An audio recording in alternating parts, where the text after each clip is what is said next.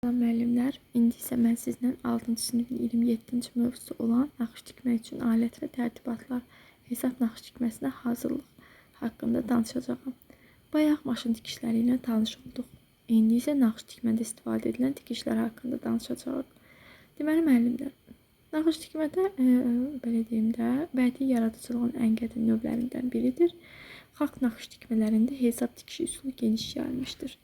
Hesab naxışını yerinə yetirmək üçün əris və arğac sapları eyni sayda olan kətan parça lazımdır.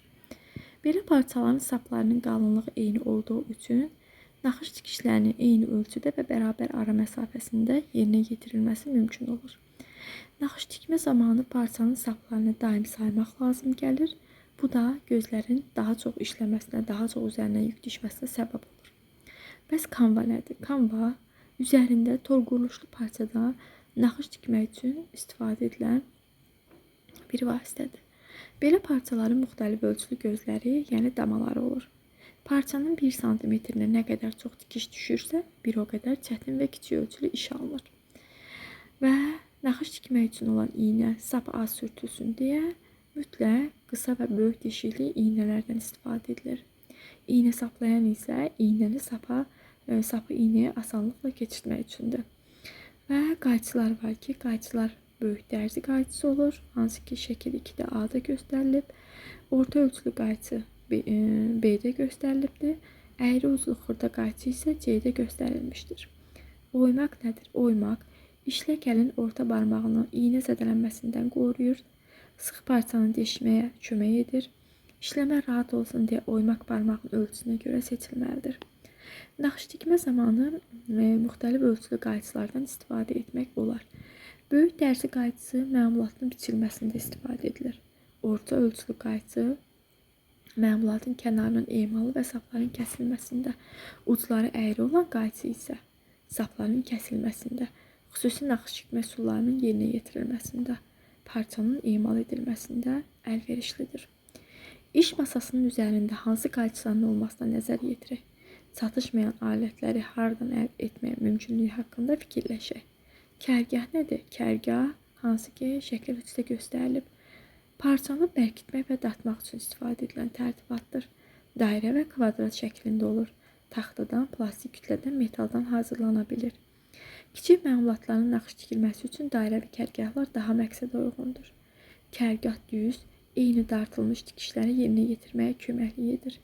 Həmçinin naxış tikmək üçün sancaqlar, metrə, xəttkeş, tramfret üçün qalın kağız, kardon, kalka kağızı, millimetrli kağız, sürət çıxarmaq üçün qara kağız, sadə karandaşlar bunlardan istifadə edilir.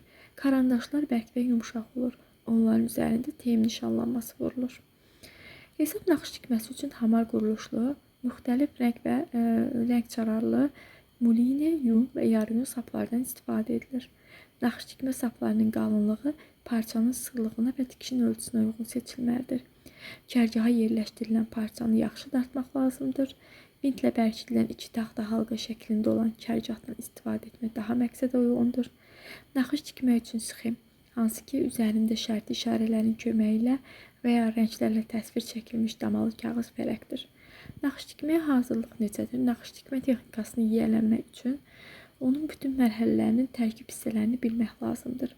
Bu parça və sapların hazırlanma şəklini, parçaya keçirilməsi, sapların bərkidilmə qaydalarını, naxış tikmənin xüsusi üsullarını, təhlükəsiz qaydalardır. Və bütün parçalar, xüsusən yumuşaq parçalar yuyulma zamanı yığılır.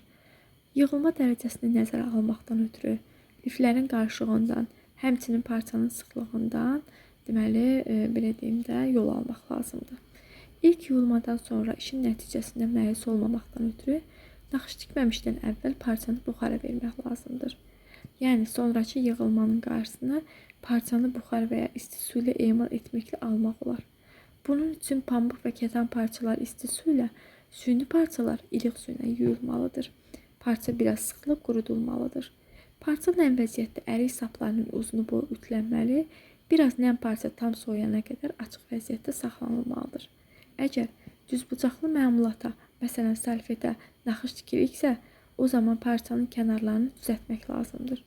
Bunun üçün kənar, əriş və arğac saplarından biri və ya bir neçəsini dartıb çıxardıb onun izi ilə kəsim aparmaq olar. Daha sonra parçanın üzərində naxışın yerini nişanlamaq və kəsmək olur.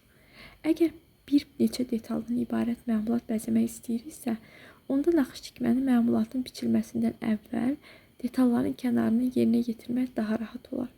Parçanın üzərində ülgü boyu kontur və emal payı xətlərini çəkib, daha sonra bu detalın üzərində gələcək naxış tikmənin şəklini yerini müəyyən etmək olar. Bəs şəkil parçaya necə köçürülür?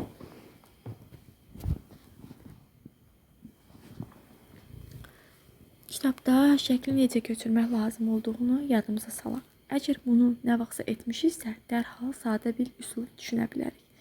Bunun üçün sürət çıxaran kağızdan istifadə edilir. Belə ki, qısa şəkildə bu hissəni sizə izah edin. Hər hansı bir şəkli götürürük. Həmin o sürət çıxarma kağızını şəkillə parçanın ortasına qoyuruq, arasına qoyuruq və sancaqlarla iynə ilə bərk edirik.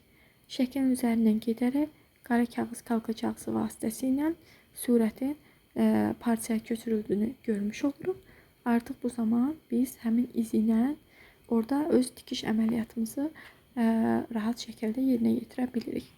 Və təhlükəsiz iş qaydaları var ki, iynə və sancaq işdən əvvəl və daha sonra sayılmalıdır. İynə və sancaq insan üçün təhlükəli olduğuna görə onların yerində olduğunu əmin olmalı. Sancaqlar 3 dəfə deşməklə məmulata elə salınmalıdır ki, ucları mümkün qədər parçanın qatları arasında qalsın. Məmulata batırılmış sancaqların ucları eyni tərəfə yönəlməlidir. İş zamanı qayçılar masa üzərində, əl altında, tiyələri bağlı vəziyyətdə iş qutusunda olmalıdır. Sıx parça üzərində naxış tikmə zamanı işləkən orta barmağına oymaq, taxmaq lazımdır.